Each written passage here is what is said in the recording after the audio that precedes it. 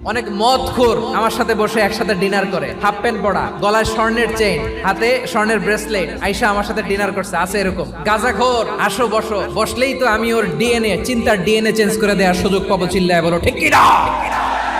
আমার অনেক হিন্দু পরিচিত ভাই আছে, ওরা আমাদের ইফতারির প্রোগ্রামে এসে একসাথে ইফতারি করে। বিশ্বনবী ইহুদির বাড়িতে গেলেন, আর আমার মুসলমান ভাই আমার কাফের বলে, এরকম আছে না নাই?